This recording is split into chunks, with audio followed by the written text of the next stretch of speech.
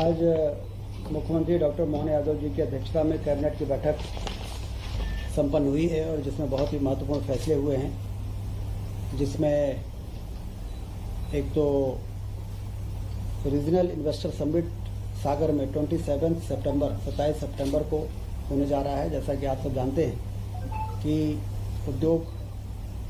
औद्योगिक निवेश को बढ़ाने के लिए, आकर्षित करने के लिए मुख्यमंत्री जी रीजनल इन्वेस्टर समिट कर रहे हैं संभागीय मुख्यालयों में, जिससे कि उस रीजन में कि कौन सी इंडस्ट्रीज का पोटेंशियल है उसको इन्वेस्टर समझ सकें, डिस्कशन हो और उसके बाद फिर रीजन वाइज इन्वेस्टमेंट होगा तो पूरे मध्य प्रदेश में औद्योगिक क्रांति लाने में मदद मिलेगी।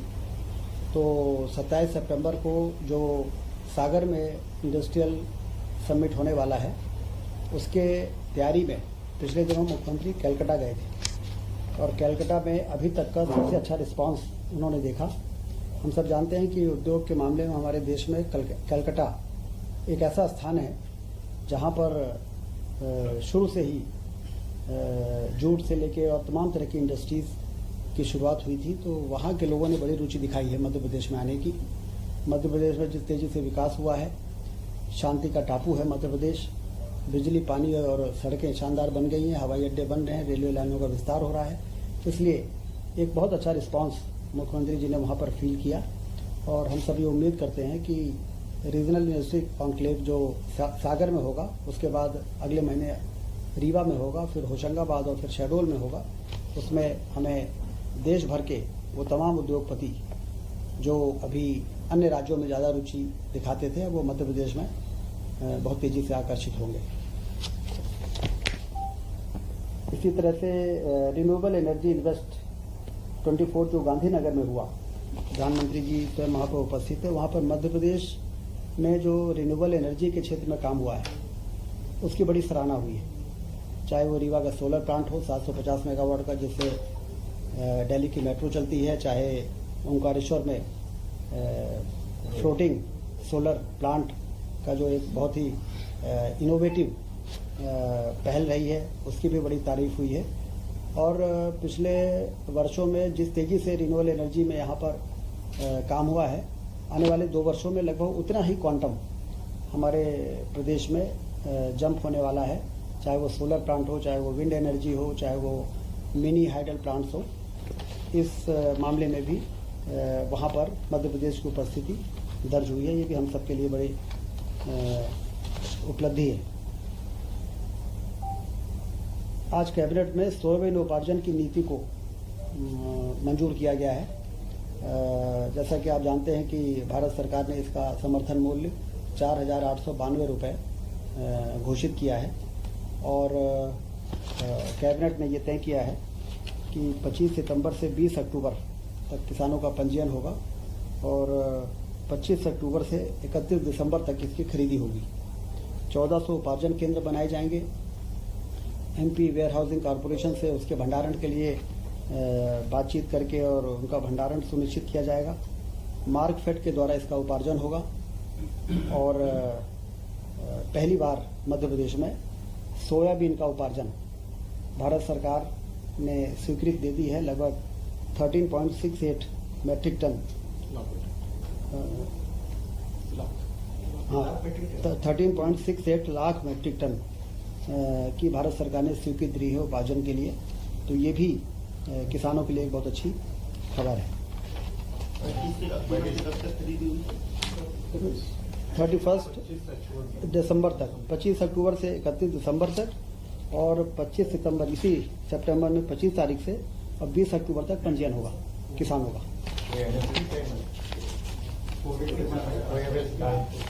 MSP 4,892। आज जो मार्केट रेट है लगभग 4,200 से लेकर 4,500 के बीच में है। 4400, 4,892, मतलब किसानों के लिए बहुत ही अच्छा अवसर रहेगा। विधायकों का विश्राम गृह आप सब जानते हैं कि काफ़ी पुराना 1958 में जो बन के तैयार हुआ था, वो पर्याप्त नहीं है। जिस तरह से लोग विधायकों के पास आते हैं, 1 BHK के वो कमरे, 2-2 कमरे अलॉट होते हैं और उसको लेके विधायक काफ़ी असुविधा महसूस करते थे। तो आज कैबिनेट ने 159.13 करोड़ की स्वीकृति दी है। हमारे विधानसभा अध्यक्ष जी ने भी इस बात को शासन के सामने रखा था कि विधायकों के लिए नए आवास बनाए जाएं। तो 2 ब्लॉक को हम नवीन वो जो पारिवारिक खंड है उनको हटाएंगे और वहां पर फ्लैट्स बनाएंगे। 5 ब्लॉक बनेंगे। जगह वही रहेगी। वो जो हरियाली की बात होती थी वो वाली वो जगह नहीं, वो जो रीडेंसिफिकेशन में जो प्रस्तावित था वो जगह नहीं है। वो उसमें मंत्रियों के बगले ज्यादा थे। ये है पुराने पारिवारिक खंड क्रमांक 1 एवं शॉपिंग सेंटर के स्थान पर 102 आवास रहेंगे। 5 ब्लॉक बनेंगे। 2615 वर्ग फीट उसका स्क्वायर एरिया होगा और संपूर्ण परियोजना की राशि होगी 159.13 करोड़। तो कुल मिला के विधायकों की सुविधा मतलब विधायकों के पास आने वाले हजारों लोग जो जनता जनार्दन होती है उनको भी सुविधा होती है जब वहाँ पर बैठने की अच्छी जगह हो, पार्किंग की जगह हो और मीटिंग कर सकें। इस प्रकार से सभी चीज़ों को जो आज के समय में जरूरी है। ये जो बनेंगे विधायकों के लिए तो मतलब ये 2 BHK 3 BHK 3 BHK संख्या कितनी होगी? 102 आवास अभी बनाएंगे पहले चरण में। उसके बाद जब यहाँ शिफ्ट कर देंगे फिर दूसरा ब्लॉक लेंगे। इस प्रकार से जितने हमारे 230 विधायक हैं सभी के लिए अति आधुनिक 102 जो रीडेंसिफिकेशन हुआ था राज्य के बजट से ये आवंटन हुआ है, उसी की सैंक्शन हुई है। तो ये उससे अलग हटके उसे हाउसिंग बोर्ड बनाया। ये PWD, इसको PWD बनाएगा। नीमच जिले में एक महत्वपूर्ण सड़क 4 लेन की स्वीकृति कैबिनेट ने दी है।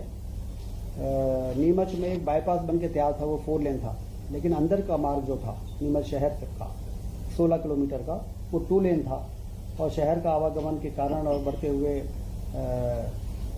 वाहनों के कारण इसको 4 लेन बनाने का निर्णय हुआ है और इसमें 133 करोड़ रुपए मध्य प्रदेश सड़क विकास निगम द्वारा जो प्रस्ताव दिया गया है उसकी मंजूरी आज कैबिनेट ने दी है। वो उस इलाके के लिए महत्वपूर्ण इंफ्रास्ट्रक्चर साबित होगा।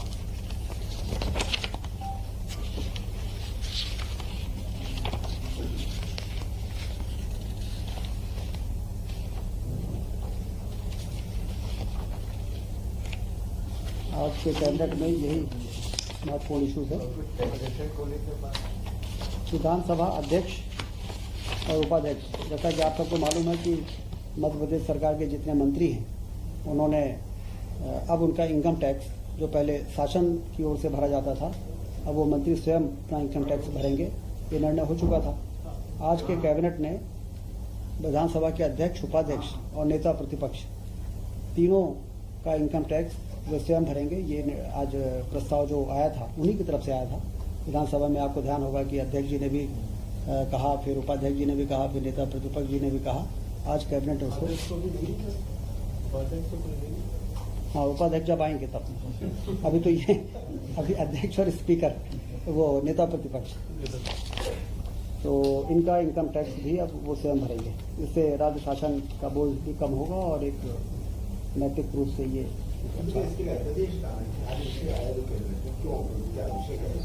अधिनियम में संशोधन करना प्रस्तावित रहेगा। हाँ, अधिनियम जो है उसमें आज कैबिनेट ने मंजूरी दे दी है। अब जब हाउस होगा तो उसमें अध्यादेश में जो जरूरी संशोधन है वो हो जाएगा। कितनी बचत होगी? अब ये तो कैलकुलेट करके ही जानकारी कैबिनेट के अलावा आपके पास से बात की बात कर सकते हैं। हाँ तो उज्जैन में जिले की कान नदी पर कान डायवर्जन क्लोज डक्ट परियोजना की भी रिवाइज्ड सैंक्शन आज कैबिनेट ने दिया है। पुनरीक्षित प्रशासकीय स्वीकृति। मूल रूप से यह योजना पहले 479 करोड़ की थी जो अब बढ़ के 919 करोड़ हो रही है। इस योजना में एक महत्वपूर्ण काम निर्णय मतलब पक्ष ये है कि क्षिप्रा नदी जो सिंघस जहाँ होता है और जहाँ पर देश और दुनिया के लोग आते हैं, वो क्षिप्रा नदी में कान नदी का पानी मिलने से ये सभी के मन में था कि उसका प्रदूषण होता है। तो अब ये जो रिवाइज हुआ है इससे इस कान नदी को डाइवर्ट करके और ले जाके और गंभीर नदी में मिलाएंगे जहाँ पर वो डैम बना है उसके नीचे डाउन स्ट्रीम में, जिससे कि गंदा पानी आने की तमाम जो संभावना है वो समाप्त हो जाएगी और नदी से नदी जोड़ने का भी मार्ग, क्योंकि आगे वो जो ड्राइनेस है वो कान नदी से जाके गंभीर नदी के सूखेपन को भी समाप्त करेगी। तो एक दो पर्पज इससे पूरे हो रहे हैं और क्षिप्रा को निर्मल रखने में भी मदद मिलेगी। तो इसलिए आज कैबिनेट ने महत्वपूर्ण फैसला करते हुए इसकी लागत को जो 919 करोड़ रुपए हो रही है उसको मंजूरी देने का काम सर, आपने शुरुआत में रीजनल